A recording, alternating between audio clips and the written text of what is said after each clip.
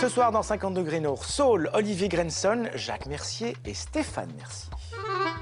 Un jour, je ferai pas. Père et fils, en fin d'émission, pour nous parler de musique, de jazz en particulier, d'une boîte de jazz.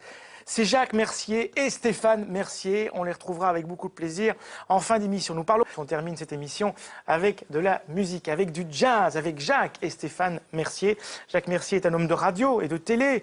Il a sévi sur les ondes de la RTB avant qu'elle ne devienne RTBF. On se souvient évidemment de son jeu des dictionnaires qu'il a animé sur la première pendant plus de 20 ans. Mais comme Jacques est un type qui est infatigable, eh bien il continue à publier des bouquins sur sa passion, le chocolat, à raconter sa vie au théâtre, c'était le cas au Théâtre de la Toison d'Or il y a quelques temps, et puis à jouer aussi, ça c'est maintenant, les conteurs dans un spectacle itinérant intitulé tout simplement La boîte de jazz, où l'on retrouve le saxophoniste Stéphane Mercier, tiens, deux Mercier dans le même spectacle, dans la même boîte si je puis dire, qui vient aussi, lui, par ailleurs, de sortir un nouvel album intitulé Duologie. Eh ben, c'est un duo qu'on reçoit. Voici Stéphane et Jacques Mercier.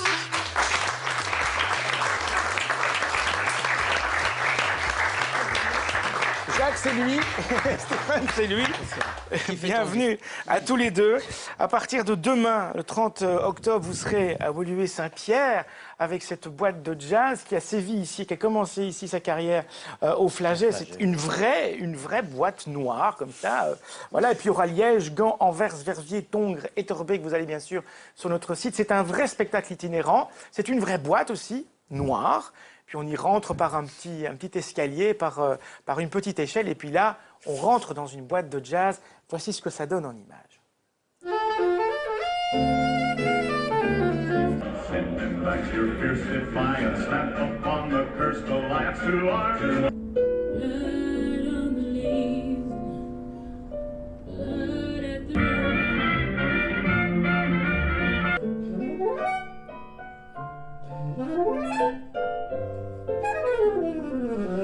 Et joue avec une sourdine wah-wah qui donne l'impression que la trompette rigole. Un peu comme les grimaces de Raymond Devos sur scène, c'est ça.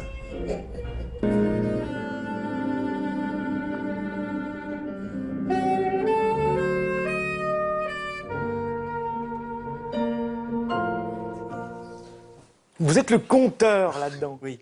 Voilà. C'est la première fois, au fond, c'est un texte qui a été écrit par François de Carpentry, qui est un metteur en scène d'opéra aussi. C'est comme on n'est pas des acteurs, ni Stéphane ni moi, ni les autres d'ailleurs, musiciens, il a essayé de cerner comment on pouvait raconter cette histoire du jazz. Donc c'est 100 ans d'histoire du jazz, et comme je suis plus âgé, je dis que j'ai 100 ans.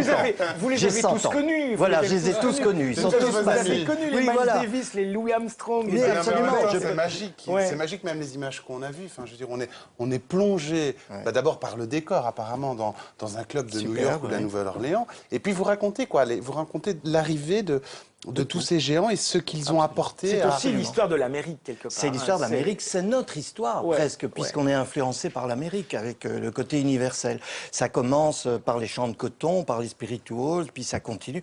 On s'aperçoit aussi, parce qu'on mêle aussi l'actualité de l'époque, si je puis dire, l'information de l'époque. Je fais un faux JT à un moment donné pour annoncer que la guerre a commencé. Et puis, on s'aperçoit que dans les périodes de crise, les récessions économiques, etc., cette musique-là soulignait ça et accompagnait, ou on créait au moment des crises. Ce que la musique classique, au fond, n'a pas fait, puisqu'il n'y avait pas de récession économique nécessairement. C'est pas ça qu'on traduisait dans la musique, c'était plus esthétique, autre chose. Est-ce que c'est un spectacle qui s'adresse aux nostalgiques ou à ceux qui connaissent bien le jazz aussi? Justement, non. C'est le but, un des buts du producteur aussi, Cédric Monnoy, c'était d'attirer dans les vraies boîtes de jazz les gens qui connaissent pas le jazz. Donc, tout le monde s'y retrouve. C'est une espèce, c'est un spectacle d'abord. Ce n'est pas une conférence. On s'y amuse, il y a beaucoup d'émotions et tout ça.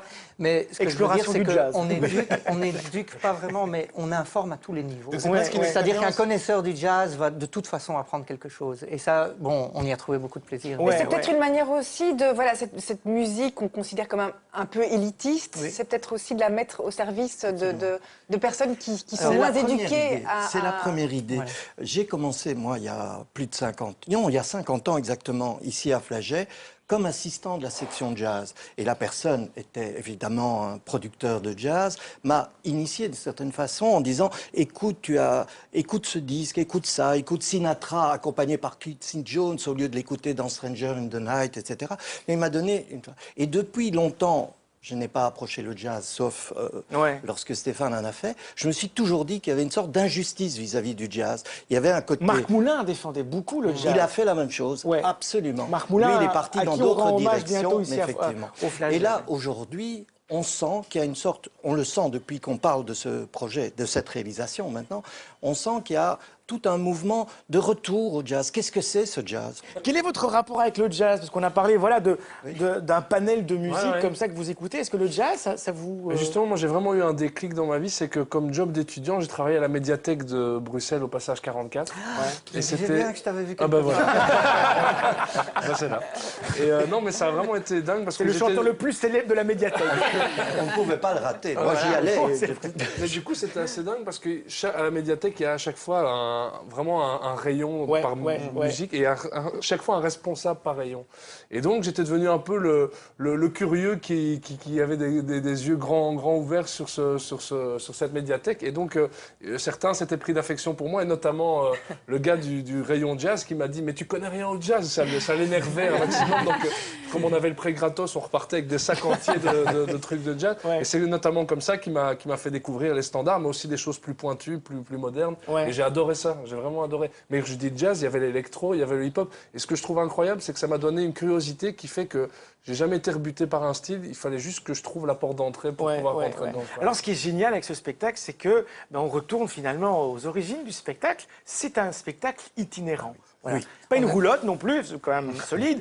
Mais cette boîte de jazz, elle va voyager un peu partout. Et je pense que c'est jusqu'en 2014. Où, ça fait un an. On termine avec Dinan pour les 200 ans de la naissance de Sax, évidemment. Est-ce que ça apporte un petit quelque chose de particulier aussi? Quand vous imaginez, après 45 ans d'RTBF, faire une tournée, c'est inimaginable. Avec, Jacques, merci, en tournée mondiale. C'est incroyable. Avec les loges à côté, dans un semi-remorque. On rentre là. Mais est-ce que vous imaginez le bonheur que j'ai à savourer ça maintenant avec Stéphane? Donc le bonheur est multiplié puisque je peux l'écouter, parler. On ne s'est jamais dit autant qu'on s'aimait depuis qu'on est en tournée. Oui, absolument. Voilà, c'est jusqu'en 2014. Il y a plein de villes, plein de dates. Ça va passer près de chez vous, très certainement. Vous allez bien sûr sur notre site pour en savoir plus. Tout le détail des dates s'y trouve. C'est la boîte de jazz.